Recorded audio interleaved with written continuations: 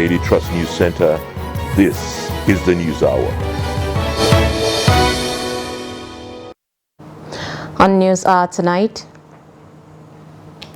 Presidential Election Petition Tribunal begins sitting in Abuja, strikes out Action Alliance petition. APC Zone Senate President and Speaker of 10th National Assembly, South-South and Northwest. Gunmen abduct Kaduna monarch's sons and daughters from palace. And on the international scene, Malian political coalition opposes constitutional referendum.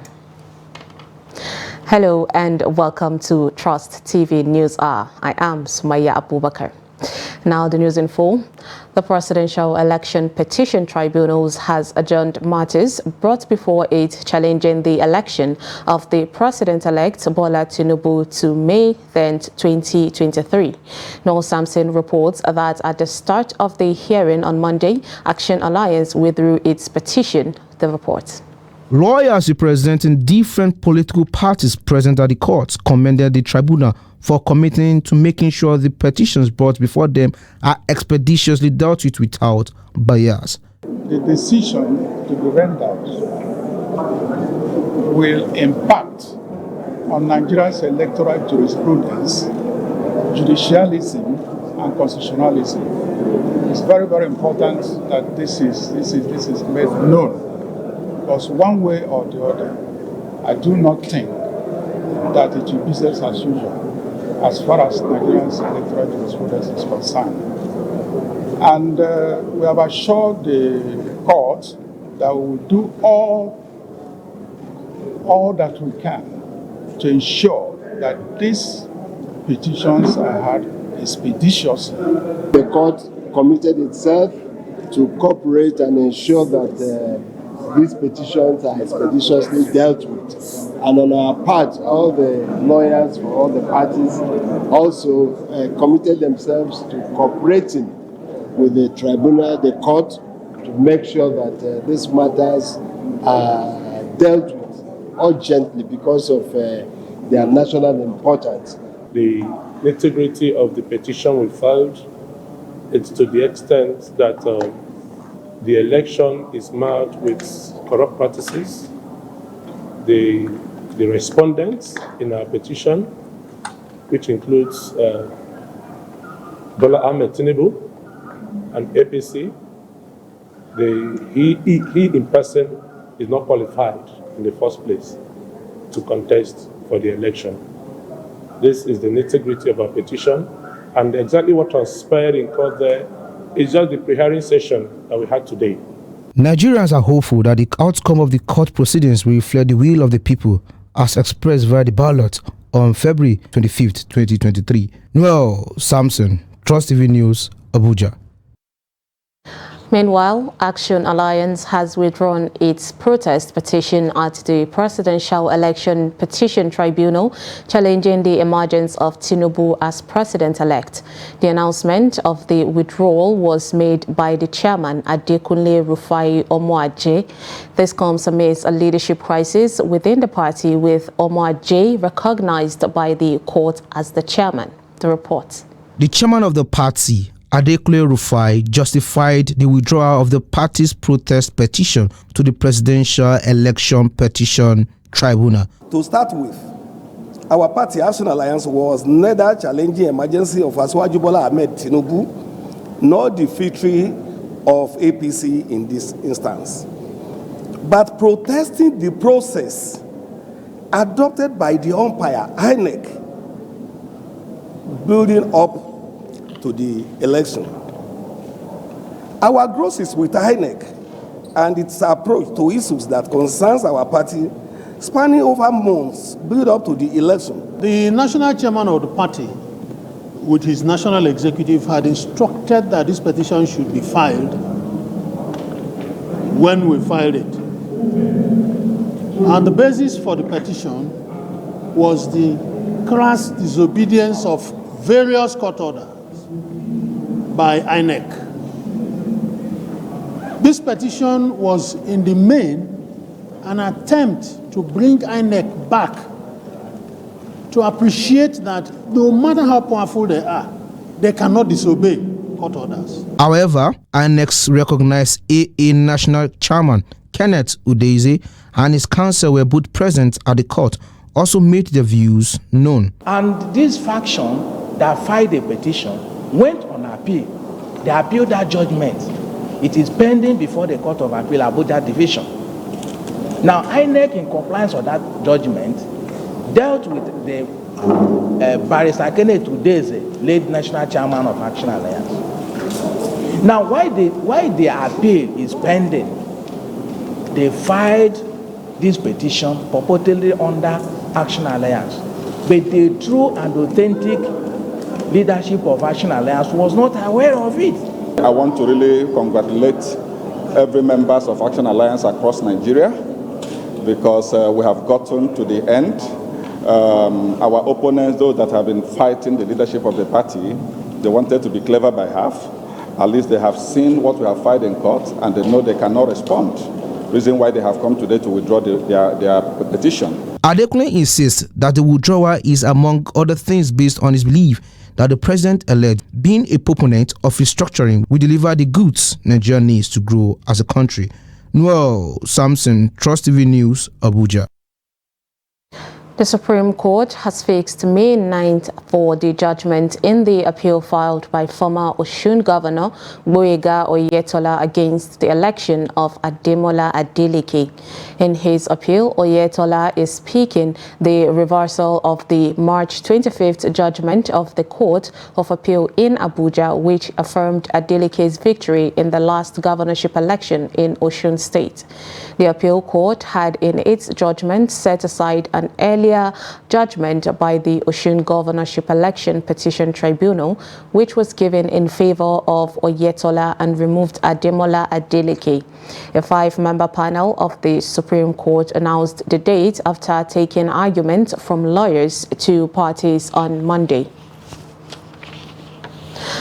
The National Working Committee of the All Progressive Congress has zoned the key positions for the 10th National Assembly and has unveiled its preferred candidates. A statement signed by Felix Morka, National Publicity Secretary of the party on Monday, said the decision followed consultations and meetings held with President-elect Bola Ahmed Tinubu, other party leaders and stakeholders.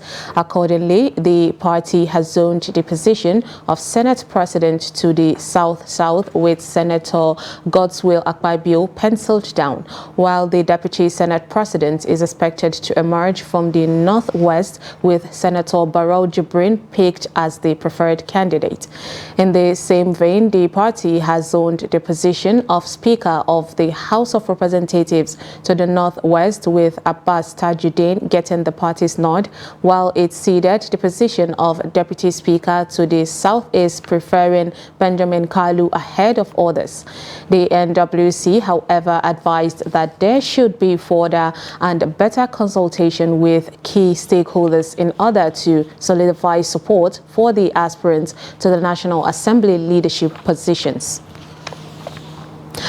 Daura Town, the headquarters of Daura local government area in Katsina State, is the birthplace of President Muhammadu Buhari. The ancient town is witnessing an unprecedented development since the inception of President Muhammadu Buhari's administration in 2015. Abdullahi Yamadi visits Daura Town and interacts with some residents on how they feel about their own being Nigeria's president, of course. The report.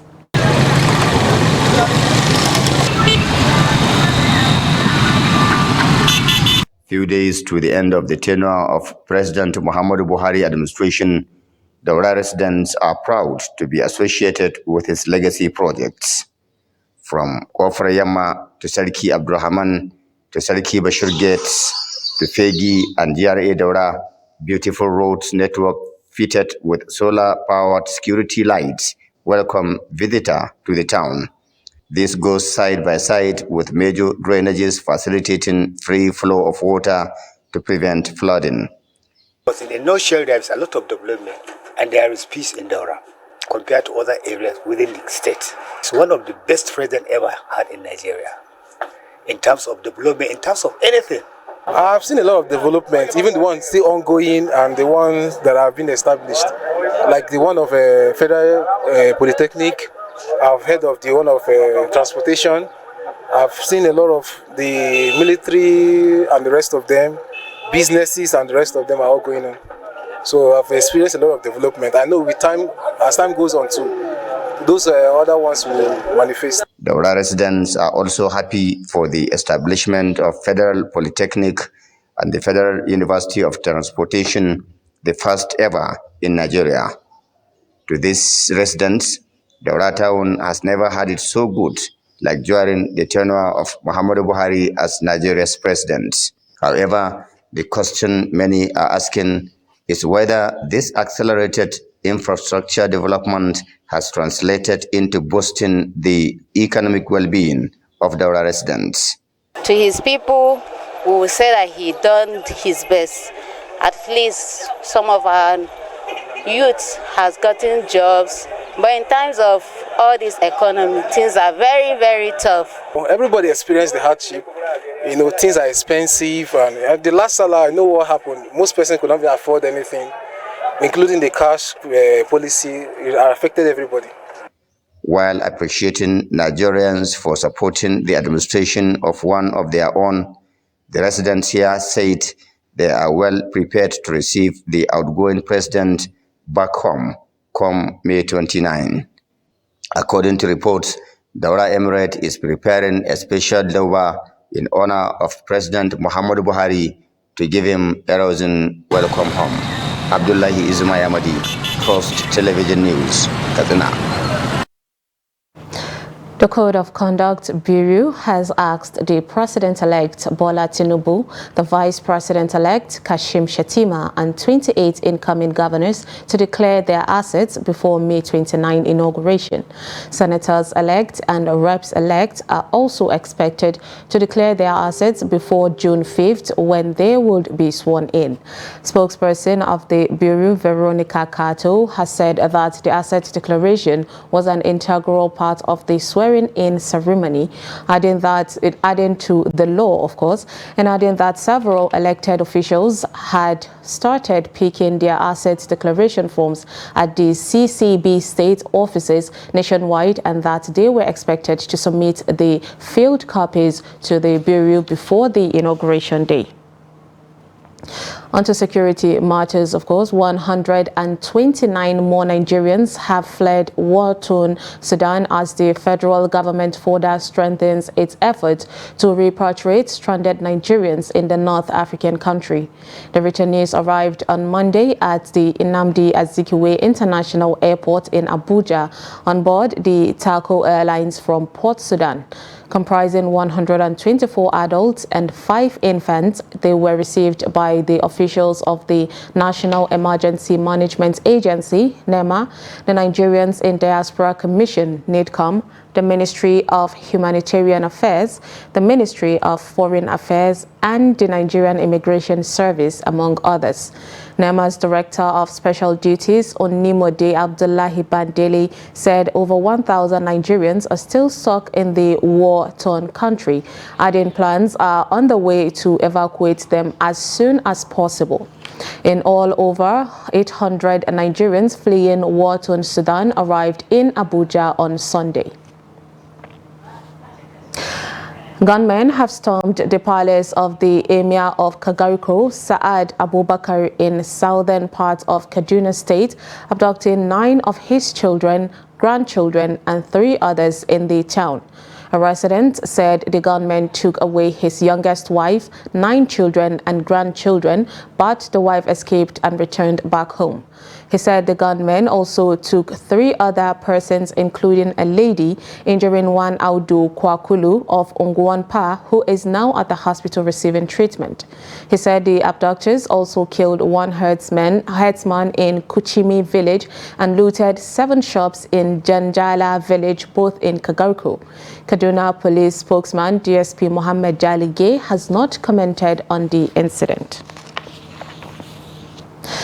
Justice E.I. Orise Jaffor of the Delta State High Court sitting in Efurun has sentenced Emmanuel Ruekbe and Peter Okoro to death by hanging.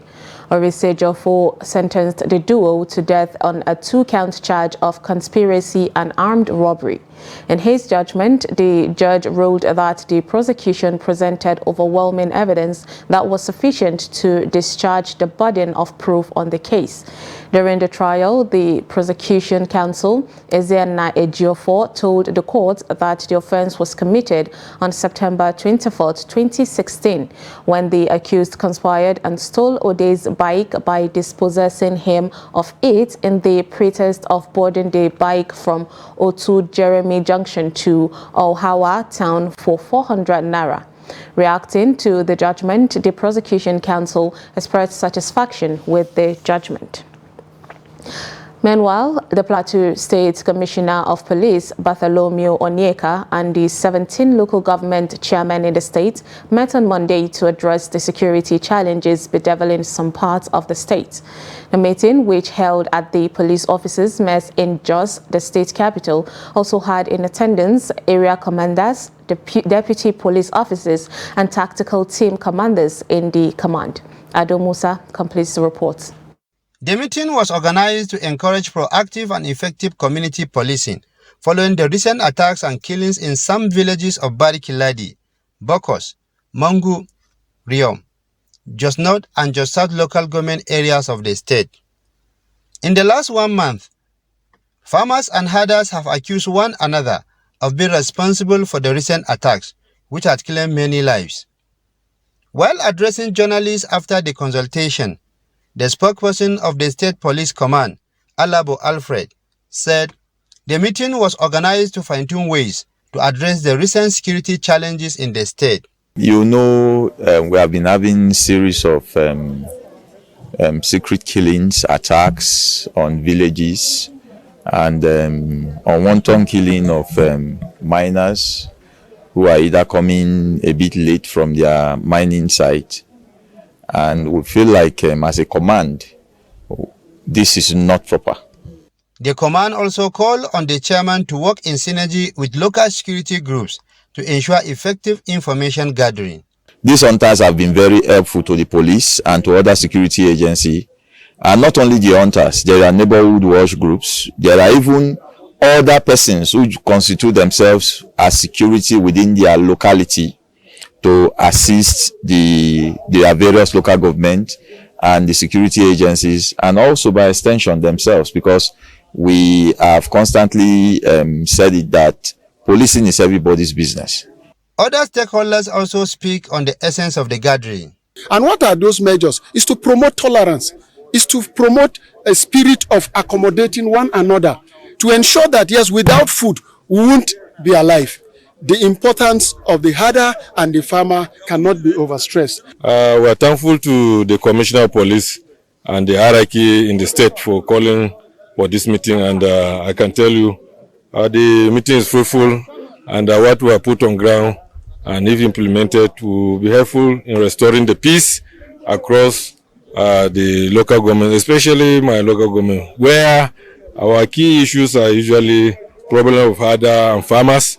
The command, however, called on all stakeholders across the state to provide ways of intimating the police with relevant information regarding the activities of criminals, as such information would go a long way in tackling insecurity in the state.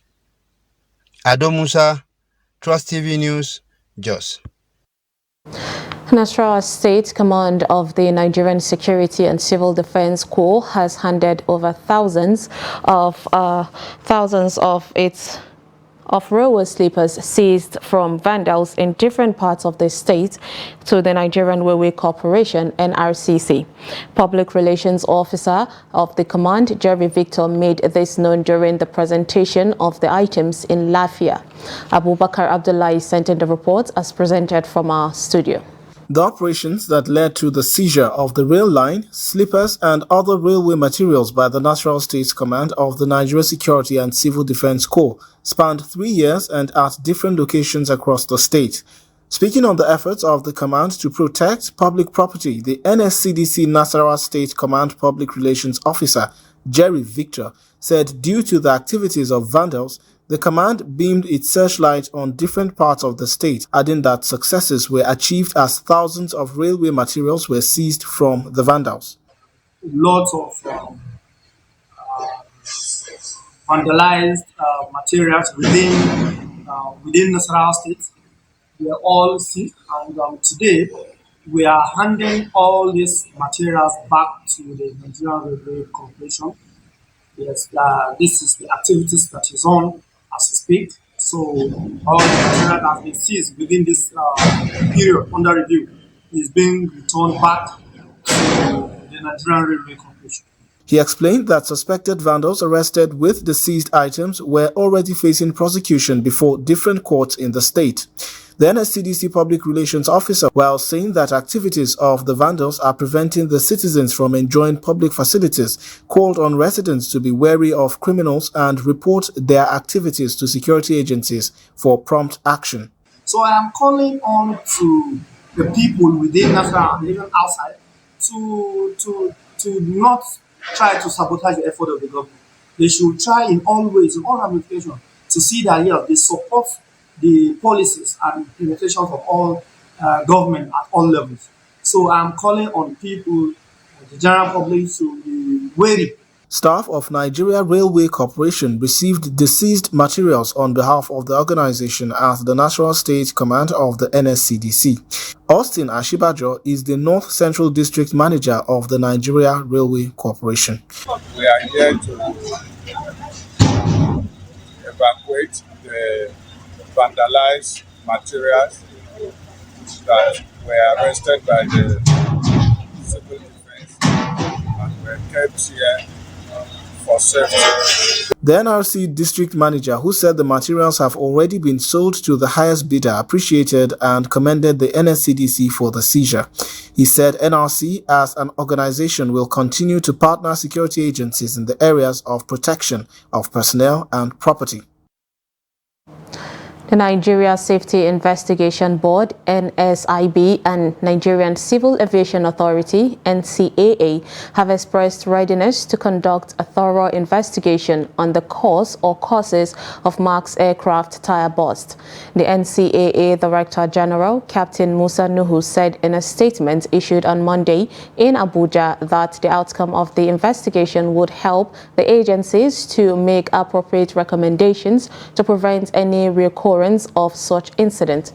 The NCAA boss affirmed that Abuja Airport was shut down due to the disabled aircraft on the runway, as Nnamdi Azikiwe International Airport is a single runway airport. Nuhu stated that a notice to Airmen Ntom Notam was issued by NAMA accordingly. According to him, the runway was inspected and swept for damage and debris by officials of NCAA, Federal Airport Authority, FAN, and Nigerian Airspace Management Agency, NAMA, which after which the runway was declared safe. A federal high court in Lagos on Monday adjourned until May 15th and May 16th the trial of a former executive secretary of the National Health Insurance Scheme, NHIS, Oluwafemi Thomas. Thomas is standing trial alongside a Bureau de Change operator, Kabiru Sidi, on a 4-count charge bordering on $2.2 million money laundering. They are being prosecuted by the Economic and Financial Crimes Commission, EFCC, and were first arraigned in 2016 before Justice Saliu Saidu. They had each pleaded not guilty to the charge and were granted bail. When the case was called on Monday, the second defendant informed the court of the absence of his counsel on the grounds of ill health. The court consequently adjourned the case until May 15th and 16th and urged the defendant to ensure he be present in the court with his counsel on the next date. Traders in the Mai Adua International Market in Katsina State are concerned about the state of the market despite the internally generated revenue collected by the local government authorities from traders. The market has been in existence for decades, but traders complain that it cannot measure up to its international designation because most of the traders and their wares are situated in the open field. They are therefore calling on the Katsina State government to improve improve the infrastructure of the market so that it can meet up with global standards. Gaza Yakubu has the details.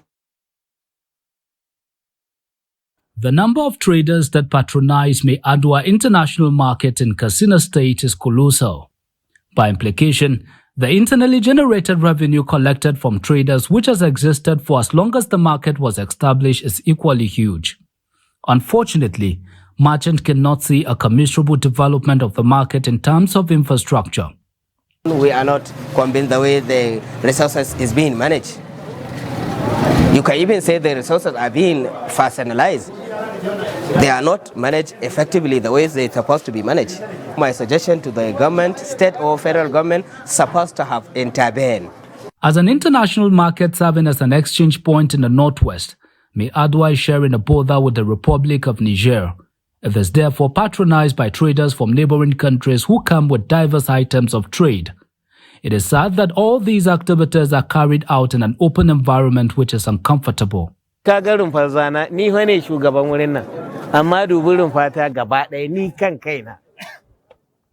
head of this market, but I'm not happy with the condition of this market because there's not even a room to stay despite the scorching sun. I'm appealing to government to come to our aid.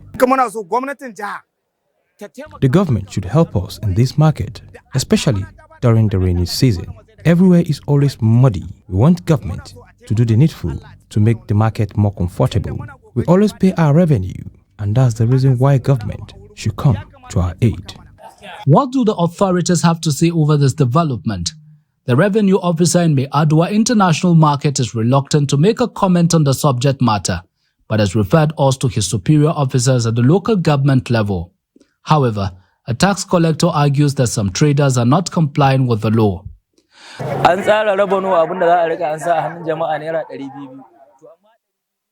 The revenue they give is affordable instead of the people to pay the 200 naira. Most of them are not complying. If we give them the receipt of the payment, they don't pay. The capacity of the local government to generate revenue internally is a very crucial consideration for its creation. It has been established that Mai Adwa Local Government Council in Katsina State is generating revenue to justify its existence, largely through its market. However, little is being done to improve the standard of these very important golden goose. Gaza Yakubu, Trust Television News, Katsina. You're watching News Hour on Trust TV. Coming up, we take a look at signing autographs on graduation day. Details on this and more after the break. Stay with us. Good morning, Nigeria. Year after year, they have informed, educated, and entertained us. When you needed information, knowledge, or an escape. From generation to generation, the Nigerian broadcasting industry has worked tirelessly to serve you. This November, broadcasters all over Nigeria will gather for the maiden edition of the Nigerian Broadcasting Awards, an award ceremony set to reward hard work and unflinching excellence in the broadcast media. They have served and are still serving. It's time to say thank you. This award is organized by the Broadcasting Organizations of Nigeria, BON. For more details, log on to www.tnbawards.ng and follow our social media handles at TNB Awards.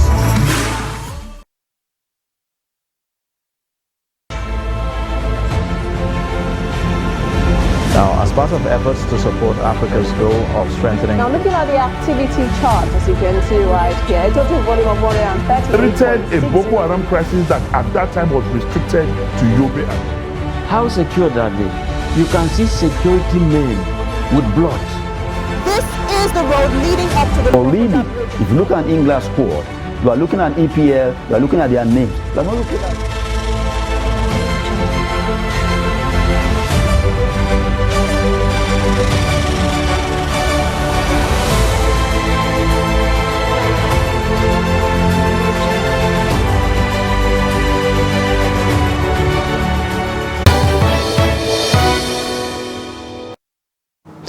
Welcome back. If you're just joining us, this is News Hour on Trust TV. And here is a recap of our top stories. We brought you Presidential Election Petition Tribunal begins sitting in Abuja, strikes out Action Alliance's petition. And APC zones Senate President and Speaker of 10th National Assembly to South, South and Northwest. Now moving on to health matters, Director General Nigeria Center for Disease Control, Ifedayo Adetifa, says the threat of the COVID-19 virus remains within countries and globally, and particularly for high-risk groups. He said this on Sunday against the backdrop of Friday's declaration by the Director General of the Health Organization, World Health Organization, Tedros Ghebreyesus, that COVID-19 was no longer a public health emergency of international concern. Adetifa, in a statement, said the declaration was to enable countries' transition from acute emergency response to managing COVID-19 as part of integrated healthcare delivery for all infectious disease. He said that the declaration was made after a carefully review of the current evidence that showed there was high population-level immunity from the SARS-CoV-2 infection, improved knowledge of the virus and management of confirmed COVID-19 cases, a decline in the global burden of the virus, and a steady increase in vaccine uptake across the countries. He said Nigeria had already de-escalated its COVID-19 response since 2022 in response to local epidemiology focused on encouraging COVID-19 vaccination and recommended discretionary use of face masks and other public health safety measures according to personal risk assessments. Also on health matters, the World Food Programme says over 700,000 children out of 2 million are acutely malnourished in the northwest region of Nigeria. The World Food Programme country director disclosed this during an official visit of the French ambassador Emanuela Blattman to Muna IDP Camp Clinic for severely malnourished children in the northeast. She said that the French government will spend 6 million euros to address food insecurity in Nigeria, adding that it has already released half of the budgeted funds to WFP. Food security is really an important issue for us, for France, and within our humanitarian assistance throughout the world. Food security is really one of the biggest components. Just to tell you, last year in 2022, France really actually reached for the first time 500 million euros of humanitarian assistance worldwide. Last year it was a kind of goal that President Macron had fixed to us, and we reached it. But out of this, 150 million euro goes to food security. Well, France is part of the overall humanitarian response plan that we have in the region. Within that response plan, there's 4.4 million people in the Northeast who need food assistance. Of that amount, World Food Programme is going to be supporting 2.1 million people during the lean season scale up. So we're now busy scaling up, and that will get into full swing by 1st of June. So we'll be at or near the 2.1 million, prioritizing also nutrition, malnutrition, mothers and children. So France is one of our core, most important and generous donors for the entire operation. But the biggest challenge, bar none, is why we're here, and that is the conflict. The conflict is a challenge. That's why these people are here today. They're due to a conflict. They would like to be back in their farms. They would like to be producing. It's not safe. Following school resumptions, parents have been called upon to monitor their children to ensure they attend school. School teachers in Abuja made the call in an interview with Kabir Lawal, who monitors progress since the resumption of schools last week. The report.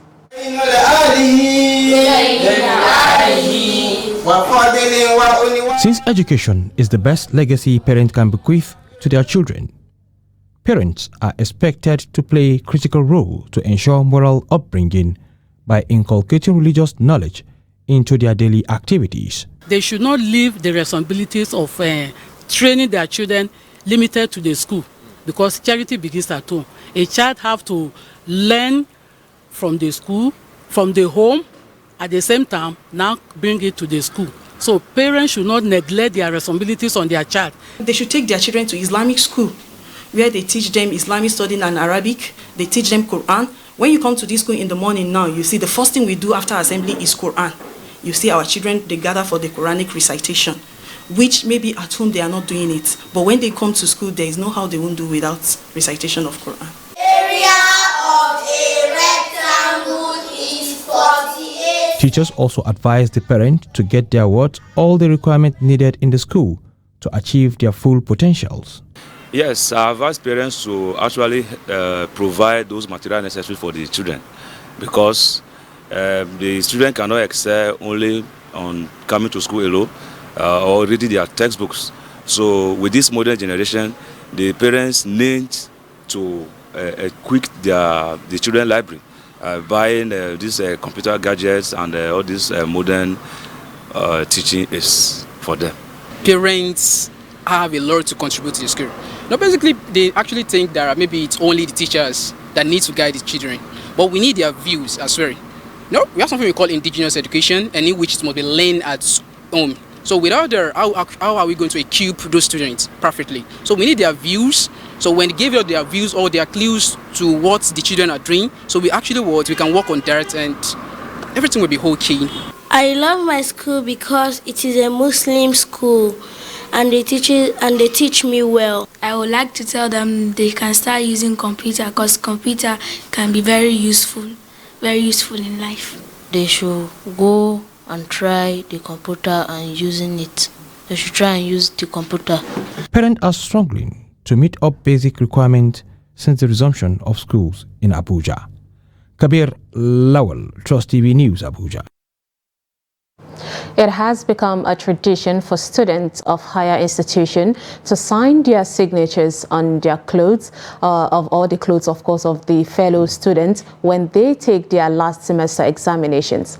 The signing of a person's signature or a short sentence, or in some cases a phrase on a fellow student's outfit, more often than not white top, is to tell all that they have concluded academic activities in their school.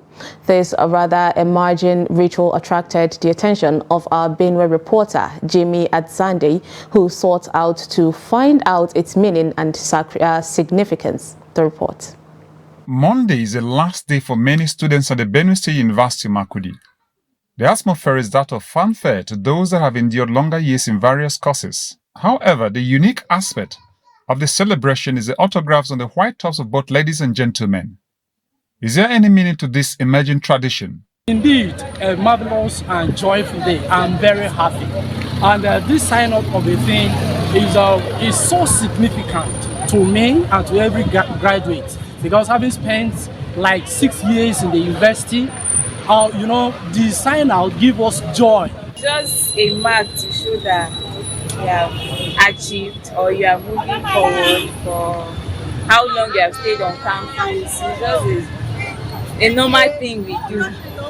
It's just a special thing to make the students. Watching most graduates do it, and I love it very much. And today, I'm signing out. So I got the shirt, I signed on it. Many of my friends who came around signed on it. Once it's something you do once in a lifetime, because you cannot come back and do it again. So it feels good. Just because we've seen other graduates and other seniors do it, so we do it.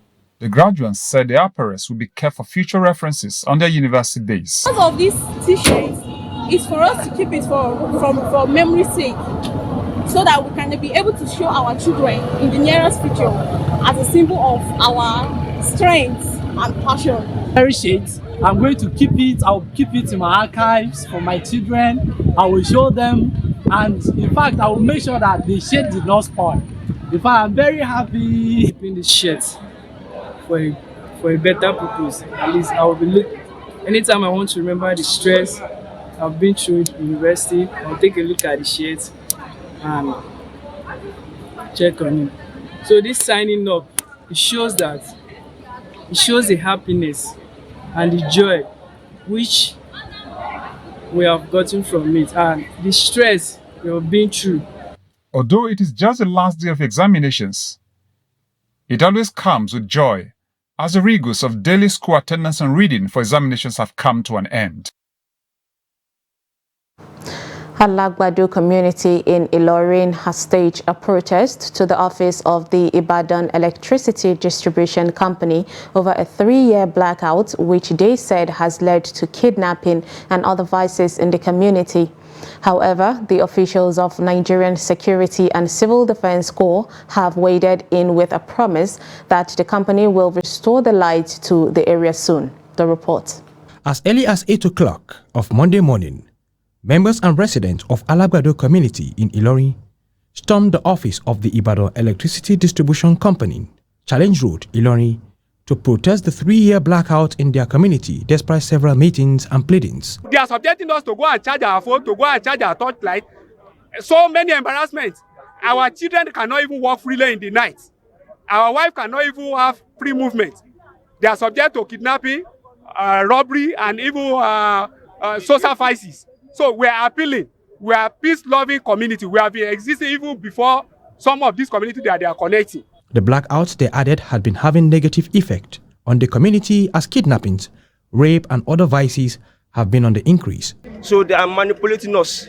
They say we should go and bring 25 million of naira so that they can connect us to the step down. So and we think they are calling us. They are manipulating it. So they don't want to give us a light. That's why they ask us to bring the millions of naira so that we can back off. The officials of the Nigerian Security and Civil Defense Corps, who came to mediate and restore order, assured that the management of the electricity company has agreed to a meeting with the community to iron out the differences. It was a peaceful protest from a community in Ilorin, protesting being in blackout for months. But as God have it, the security agency will have intermediate between the community and the IBEDC staffs. And we have arranged that we are going to have a meeting this afternoon. And we want, on behalf of the government of Nigeria, that by the grace of God, the problem will be resolved. The protesters are eagerly waiting for their electricity to be restored to reduce or eradicate the vices happening in the area due to blackout. Meanwhile, the National Council on Privatization, NCP, has presented a certificate of discharge to the consultants of Ugeli Power PLC following a capacity determination and validation exercise. Prior to the validation, the firm had fulfilled all conditions attached to the gas-fired power generation company with an installed capacity of 972 megawatt. The report. Vice President Yemi Osinbajo, who chairs the council, presented the certificate to Tony Elumelu, the chairman of the consultancy firm. So we urge the organization to continue in that path and to do even better. The power needs of our country are grave, and we strongly believe that the right approach is the privatization of the power sector to enable serious-minded private sector players to invest in power, the provision of public power, and to ensure that they are efficient. Speaking at the event, Director General of the Bureau for Public Enterprises, Alex Oko, said having exceeded the minimum performance targets and having fulfilled all agreed obligations, the National Council on Privatization at its meeting on the 4th of April considered and approved recommendations of the Bureau and its request that the company, Ugeli Power PLC, be approved for delisting from routine monitoring. The company has achieved an available capacity of 680.8 megawatts, which surpasses the minimum performance target of 670 megawatts. Capital expenditure totaling 58.6 billion was the covenant established for phases 1 and 2 of the post-acquisition plan, while actual investments made by the core investor was in the sum of 83.85 billion naira. All the agreed benchmarks under the human resources, health, safety and environment, and corporate social responsibility have also been achieved. Commenting on the development, Tony Elumelu said access to electricity was pivotal in lifting Nigerians out of poverty and in creating jobs. As Audience Group, for us at Transcorp Group, we believe in improved access to electricity because we know that improved access to electricity means powering our schools, helping hospitals to function very well, helping businesses to grow and create employment, and most importantly, helping to industrialize Nigeria. And so because of this, we invest in the power sector and we'll continue to even invest more in that sector because in line with our philosophy of Afro-capitalism, we cannot develop Nigeria, Africa, without improvement in our access to electricity. And so we think that the single most important investment we as private sector can make is to help invest in power and uplift our people out of poverty, create jobs, and get our women involved in economic activities. Meanwhile, the Council has expressed hope for a sustained collaboration in improving the power sector in Nigeria. The National Population Commission says postponement of the 2023 population census will in no way affect its preparation for the exercise. The Director of the Commission in Kano State, Alhassan Dogo, told Trust TV that as soon as the logistics problem are sorted out, the new date for the census will be announced.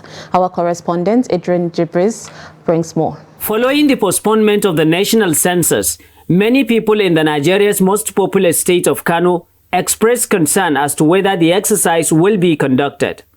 It is always difficult for people to prepare for something and then to be told it's been postponed.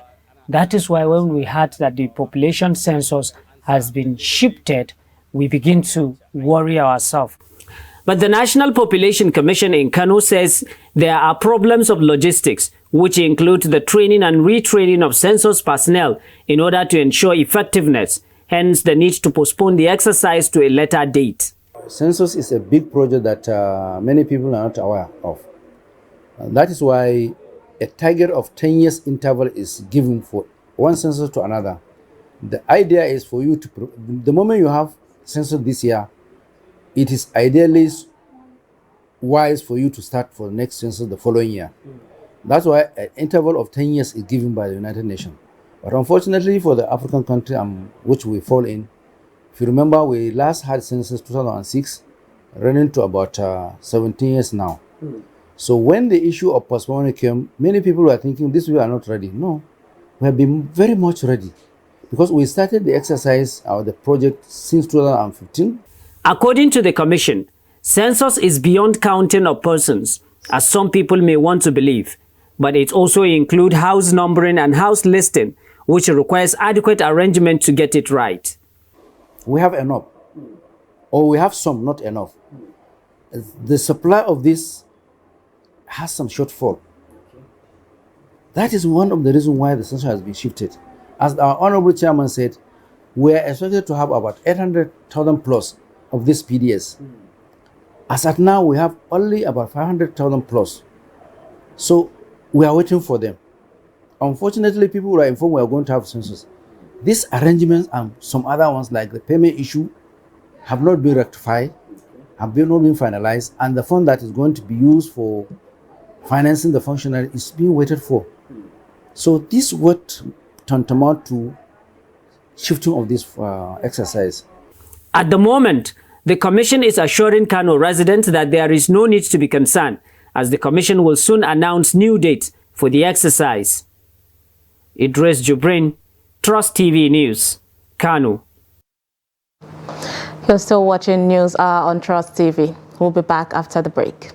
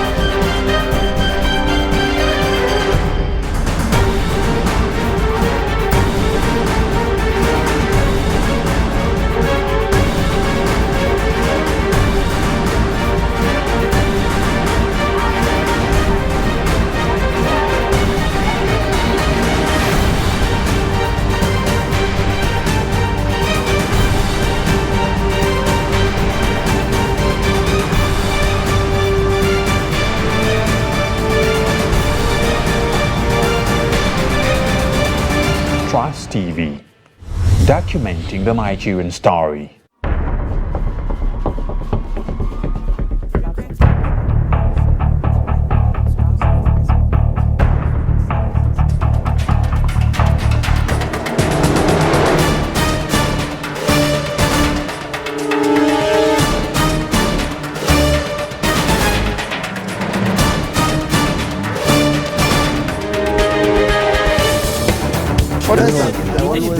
That's great. Good to see you.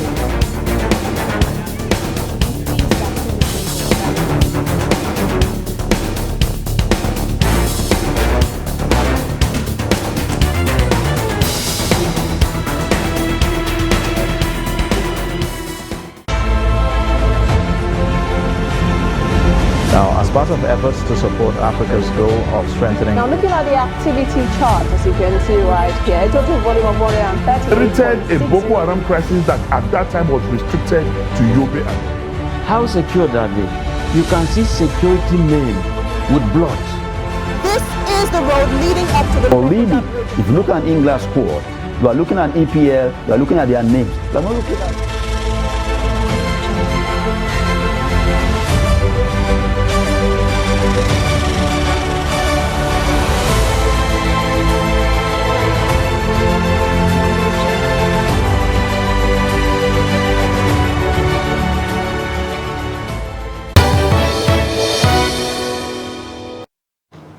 Welcome back.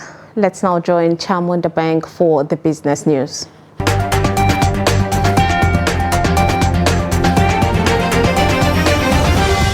According to the Food Security Information Network, FSIN, Nigeria, Afghanistan, the Democratic Republic of Congo, Ethiopia, and Yemen are home to 40% of people living in IPC-CH Phase 3 or higher. The IPC-CH is a graphic representation of the entire population that are defined as being in a crisis or worse due to high levels of acute food insecurity. According to FSIN's 2023 projections, which were made available for 38 of the 58 countries and territories as of March 2023, up to 153 million people, or 18% of the population analyzed, will be in IPC-CH Phase 3 or above. Additionally, a projected 310 people are expected to be in IPC-CH Phase 5 across 6 countries, including Burkina Faso, Haiti, Mali, parts of Nigeria, specifically 26 states, and the FCT, Somalia, and South Sudan. The National Agency for Food and Drug Administration and Control, NAFDAC, plans to outlaw and gradually phase out 12 pesticide and agrochemical active components throughout the nation due to toxicity associated with the misuse and abuse of pesticides as well as the impact on food safety. Additionally, the ban joins those on paraquat, chlorpyrifos, and atrazine, which go into force on January 1st, 2024, November 1st, 2024, and January 1st, 2025, respectively. Professor Mojishola Adeyeye, the Director General of NAFDAC, who revealed this in a statement on Sunday, added that the agency is also reclassifying 4 more products. According to Adeyeye, it was decided at the review meeting that importers and producers of pesticides and agrochemicals would be encouraged to implement stewardship programs such as post-marketing surveillance and research in their organizations. That's all for business news. I am Chamun Dabeng.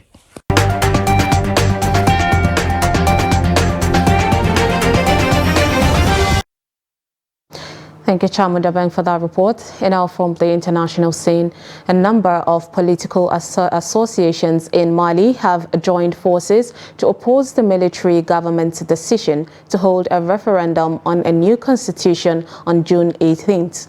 The referendum, announced on Friday, is a milestone on the country's path towards elections promised for February after a coup 3 years earlier. The referendum had been previously scheduled for March 19th, but was postponed.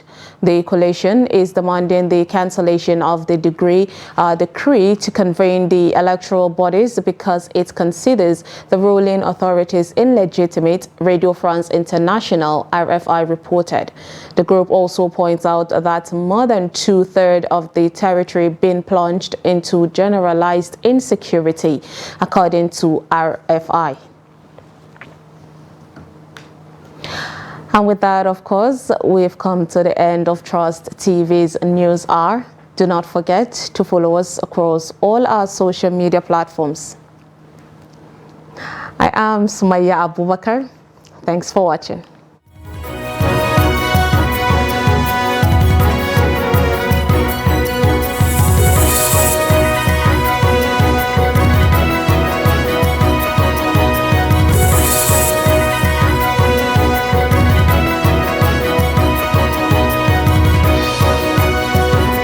From the Daily Trust News Center, this is the News Hour.